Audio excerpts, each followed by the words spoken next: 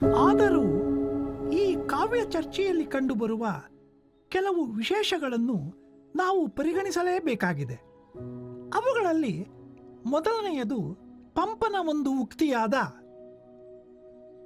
ಇದು ನಿಚ್ಚಂ ಪೊಸತು ಅರ್ಣವಂಬೋಲ್ ಅತಿ ಗಂಭೀರಂ ಕವಿತ್ವಂ ಎಂಬುದು. ಪ್ರತಿಭೆಯನ್ನು ಕುರಿತ ಪ್ರಜ್ಞಾ ನವನವೋನ್ಮೇಷ ಶಾಲಿನಿ ಎಂಬ ಪ್ರಾಚೀನ ಆಲಂಕಾರಿಕರ ಮಾತನ್ನು ನೆನಪಿಗೆ ತರುವುದಾದರೂ ಅದಕ್ಕಿಂತ ಬೇರೆಯಾದ ವಿಶೇಷಾರ್ಥವನ್ನು ಧ್ವನಿಸುವ ಕಾವ್ಯಸೂತ್ರವಾಗಿದೆ. ನಿಜವಾದ ಕಾವ್ಯದ ಲಕ್ಷಣ ಎಂದರೆ ಅದು ಸದಾ ಹೊಸತಾಗಿರುವುದು. ಕಾಲದಿಂದ ಕಾಲಕ್ಕೆ ಕಾವ್ಯದ ರೂಪ ಹಾಗೂ ಶೈಲಿಗಳಲ್ಲಿ ಬದಲಾವಣೆಯಾಗಬಹುದು. ಆದರೆ ನಿಜವಾದ ಕಾವ್ಯ ಮಾತ್ರ ಹಿಂದಿನ ಯಾವ ಕಾವ್ಯಗಳನ್ನು ನೆನಪಿಗೆ ತಾರದಷ್ಟು ಭಿನ್ನವಾಗುವುದು.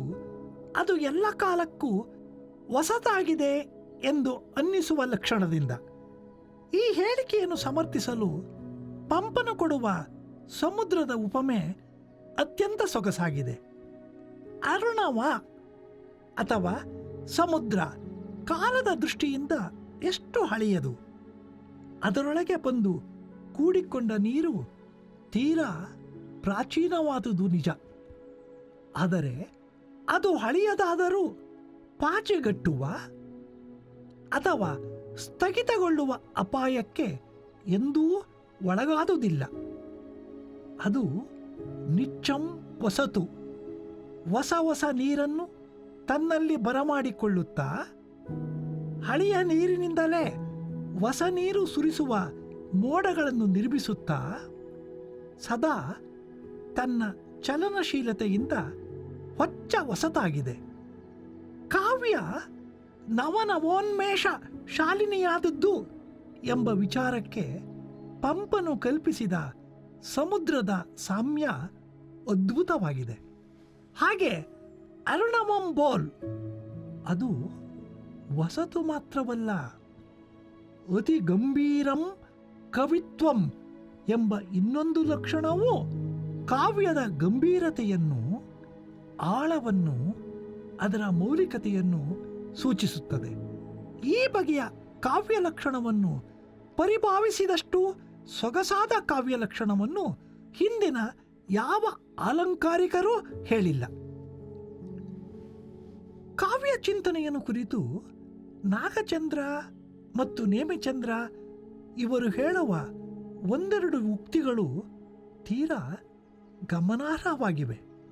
ನಾಗಚಂದ್ರನ ಪಂಪ ರಾಮಾಯಣದ ಪ್ರಾರ್ಥನಾ ಪದ್ಯ ದಾರಾ ಬೇಂದ್ರೆ ಹಾಗೂ ರಂಶ್ರೀ ಮುಗಳಿಯವರ ಲಕ್ಷ್ಯವನ್ನು ಸೆಳೆದುಕೊಂಡಿದೆ. ಪಂಪ ರಾಮಾಯಣದ ಪ್ರಾರ್ಥನಾ ಪದ್ಯ ಈ ರೀತಿ ಇದೆ. ಪರಮ ಬ್ರಹ್ಮ ಶರೀರ ಪುಷ್ಟಿ ಜನತಾ ಅಂತರ್ದೃಷ್ಟಿ ಕೈವಲ್ಯ ಬೋಧ ರಮಾ ಮೌಕ್ತಿಕ ಹಾರಯಷ್ಟಿ ಕವಿತಾವಲ್ಲಿ ಸುಧಾವೃಷ್ಟಿ ಸರ್ವ ರಸೋತ್ಪಾದ ನವೀನ ಸೃಷ್ಟಿ ಬುಧ ಹರ್ಷಾಕೃಷ್ಟಿ ಸರ್ವಾಂಗ ಸುಂದರಿ ವಿದ್ಯಾನಟಿ ನಾಟಕಂ ನಲಿಗೆ ಮತ್ಕಾವ್ಯ ಸ್ಥಳೀ ರಂಗದೋಳ್. ಈ ಪದ್ಯದ ಒಂದೆರಡು ವಿಶೇಷಾಂಶಗಳನ್ನು ಕುರಿತು ಪ್ರಸ್ತಾಪಿಸುವ ಮೊದಲು ಹೇಳಬೇಕಾದ ಮಾತೆಂದರೆ, ಈ ಪದ್ಯವು ನಾಟಕಗಳೇ ಇಲ್ಲದಿರುವ ಕನ್ನಡ ಸಾಹಿತ್ಯ ಸಂದರ್ಭದಲ್ಲಿ ಬಹುಶಃ ಮೊಟ್ಟ ಮೊದಲಿಗೆ ಕಾವ್ಯ ನಾಟಕಗಳೆರಡರ ತಿರುಳು ಒಂದೇ ಎಂಬುದನ್ನು ಪ್ರತಿಪಾದಿಸುವಂತೆ ತೋರುತ್ತದೆ. ವಿದ್ಯಾನಟಿ ಎಂದರೆ ಸಮಸ್ತ ವಿದ್ಯೆಗಳಿಗೆ ಅಧಿದೇವತೆಯಾಗಿರುವ ಸರಸ್ವತಿಯ ನಾಟಕವು ನನ್ನ ಕಾವ್ಯಸ್ಥಳವೆಂಬ ರಂಗದ ಮೇಲೆ ನಲಿಯಲಿ ಎಂಬ ವರ್ಣನೆಯಿಂದ ಇದು ಸೂಚಿತವಾಗಿದೆ. ಮತ್ತೆ ಇದೇ ರೂಪಕವನ್ನು ನಾಗಚಂದ್ರನು ತನ್ನ ಇನ್ನೊಂದು ಕೃತಿಯಾದ ಮಲ್ಲಿನಾಥ ಪುರಾಣದ ಕೊನೆಯ ಪದ್ಯದಲ್ಲಿಯೂ ತಂದಿದ್ದಾನೆ. ತನ್ನ ಕೃತಿಯಾದ ಮಲ್ಲಿನಾಥ ಪುರಾಣವು ವಚಶ್ರೀ ನರ್ತಕಿ ನೃತ್ಯ ವೇದಿಕೆ ಎನ್ನುತ್ತಾನೆ. ಈ ಎರಡೂ ಪದ್ಯಗಳಲ್ಲಿ ಕಾವ್ಯ ಅನ್ನುವುದು ವಾಸ್ತವವಾಗಿ ಒಂದು ನಾಟಕ ಅಥವಾ ದೃಶ್ಯಕಾವ್ಯ ಎನ್ನುವ ಸಂಗತಿಯನ್ನು ಸ್ಪಷ್ಟಪಡಿಸಿದ್ದಾನೆ. ಇನ್ನು ಮೇಲೆ ಉಲ್ಲೇಖಿಸಿದ ಪದ್ಯದ ಕಡೆಗೆ ಬರುವುದಾದರೆ, ಪರಮ ಬ್ರಹ್ಮ ಶರೀರ ಪುಷ್ಟಿ ಅನ್ನುವ ಉಕ್ತಿ ಪರಬ್ರಹ್ಮನ ಶರೀರ ರೂಪವಾಗಿರುವ ಈ ಚರಾಚರ ಲೋಕದ ಅನುಭವಗಳಿಂದಲೇ ಪುಷ್ಟಿಯನ್ನು ಪಡೆದು ರಚಿತವಾದದ್ದು ಕಾವ್ಯ ಎಂದು ಅರ್ಥ. ಎರಡನೆಯದು ಜನತಾಂತರ್ ದೃಷ್ಟಿಯನ್ನು ಕುರಿತದ್ದು. ಜನತಾಂತರ್ ದೃಷ್ಟಿ ಎಂಬ ಪದ ಸಮುಚ್ಚಯದ ಅರ್ಥ ವ್ಯಾಪ್ತಿ ವಿಶೇಷವಾದದ್ದು. ಜನತಾಂತರ್ ದೃಷ್ಟಿಯನ್ನು ಕೆಲವರು ಜನಿತಾಂತರ್ ದೃಷ್ಟಿ ಎಂದು, ವಿದ್ಯಾನಂದನ ಕಾವ್ಯಸಾರದಲ್ಲಿರುವ ಜನಿತಾಂತರ್ ದೃಷ್ಟಿ ಎಂಬ ಪಾಠಾಂತರವೇ. ಆದರೆ ಜನತಾಂತರ್ ದೃಷ್ಟಿ ಎಂಬಲ್ಲಿಯ ಅರ್ಥವೈಶಾಲ್ಯವು ಅದಕ್ಕೆ ಬರುವುದಿಲ್ಲ. ಅಲ್ಲದೆ ನಾಗಚಂದ್ರ ಇದೇ ಕಾವ್ಯದಲ್ಲಿ ಹಿಂದಿನ ಕವಿಗಳನ್ನು ಕುರಿತು ಜನ ವಿಲೋಚನ ಪ್ರತಿಮ ಪ್ರಭಾವರಪ್ಪ ಆದಿಕವೀಶ್ವರರ್ ಎನ್ನುತ್ತಾನೆ. ಆದ ಕಾರಣ ಜನತಾಂತರ್ ದೃಷ್ಟಿಯೇ ಸಮರ್ಪಕವಾದದ್ದು. ಈ ಮಾತು ಅತ್ಯಂತ ಆಧುನಿಕವಾದ ಕಾವ್ಯ ವ್ಯಾಖ್ಯೆಯಾಗಿದೆ. ಜನತಾಂತರ್ ದೃಷ್ಟಿ ಒಂದು ಕಾಲಮಾನದ ಅಥವಾ ಯುಗಧರ್ಮದ ಜನತೆಯ ಅಂತರಾಳವನ್ನು ಕೃತಿಯ ಮೂಲಕ ಅಭಿವ್ಯಕ್ತಿಸುವ ಕವಿಯ ದೃಷ್ಟಿ ಎಂಬ ಹೊಸ ಅರ್ಥವನ್ನು ಪಡೆದುಕೊಳ್ಳುತ್ತದೆ. ಇದೇ ಸಂದರ್ಭದಲ್ಲಿ ಕವಿಗಳನ್ನು ಕುರಿತು ಜನ ವಿಲೋಚನ ಪ್ರತಿಮ ಪ್ರಭಾವರಪ್ಪ ಆದಿಕವೀಶ್ವರರ್ ಎಂದು ವರ್ಣಿಸುವ ನಾಗಚಂದ್ರನ ಮಾತು ಜನತಾಂತರ್ ದೃಷ್ಟಿ ಎಂಬ ಮಾತನ್ನೇ ಸಮರ್ಥಿಸುತ್ತದೆ. ಶರೀರದಲ್ಲಿ ಕಣ್ಣು ಹೇಗೆ ಪ್ರಧಾನವಾದ ಇಂದ್ರಿಯವೋ ಹಾಗೆ ಕವಿಗಳು ಆ ಕಾಲದ ಜನದ ಕಣ್ಣು ಇದ್ದ ಹಾಗೆ. ನಾಗಚಂದ್ರನ ಈ ಎರಡು ಉಕ್ತಿಗಳು ಕವಿ ಹಾಗೂ ಕಾವ್ಯವನ್ನು ಕುರಿತು ಭಾರತೀಯ ಕಾವ್ಯ ಮೀಮಾಂಸೆಗೆ ತೀರಾ ಅಪರಿಚಿತವಾದವುಗಳೆಂದು ನಮ್ಮ ಭಾವನೆ. ನೇಮಿಚಂದ್ರ ಮತ್ತು ಹರಿಹರ ಇವರು ಕಾವ್ಯ ಸತ್ಯವನ್ನು ಕುರಿತು, ಕವಿಯ ಸಾಮರ್ಥ್ಯವನ್ನು ಕುರಿತು ಹೇಳಿರುವ ಒಂದೆರಡು ಮಾತುಗಳು, ಅವುಗಳನ್ನು ಅವರು ಹೇಳುವ ಕ್ರಮದಿಂದಾಗಿ ನಮ್ಮ ಗಮನವನ್ನು ಸೆಳೆಯುತ್ತವೆ.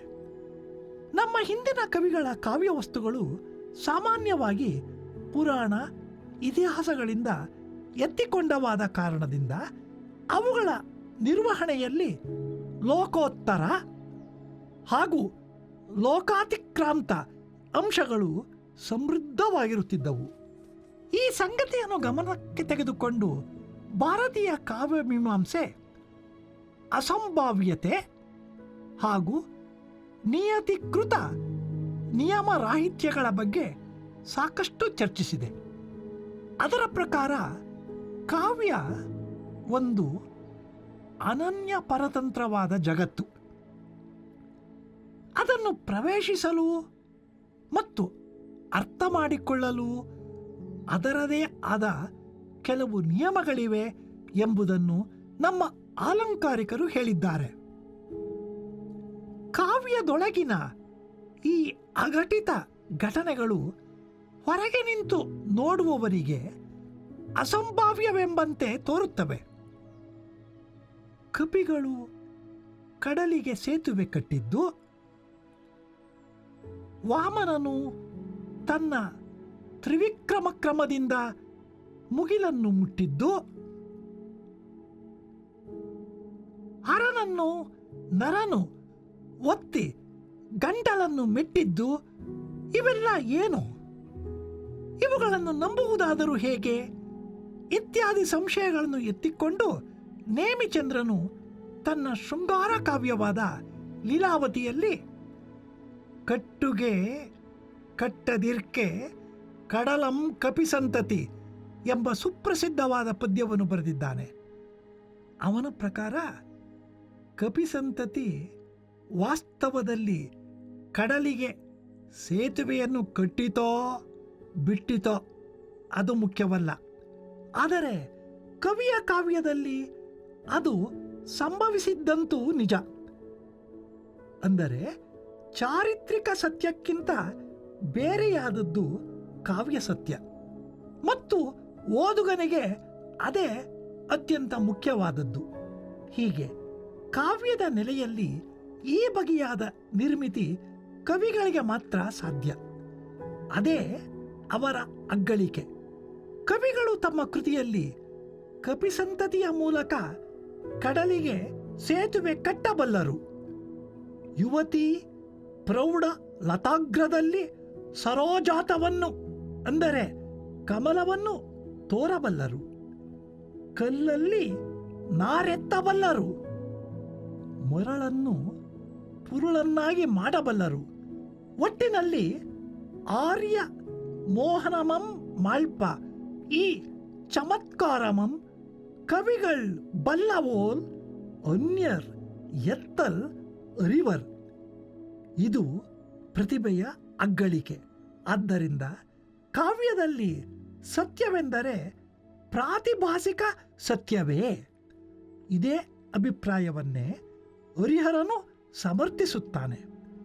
ಕಾವ್ಯಂ ಕಲ್ಪಾಂತರ ಸ್ಥಾಯಿ ಎನಿಪ ನುಡಿ ಸತ್ಯಂ, ಇದು ಕವೀಶ ಆಧಿಪತ್ಯಂ ಎಂಬ ಮಾತಿನ ಮೂಲಕ ಅವನ ಪ್ರಕಾರ ಕಾವ್ಯ ಅನ್ನುವುದು ಕವಿಯ ಶಾಸನಕ್ಕೆ ಒಳಗಾದ ಒಂದು ಆಧಿಪತ್ಯ.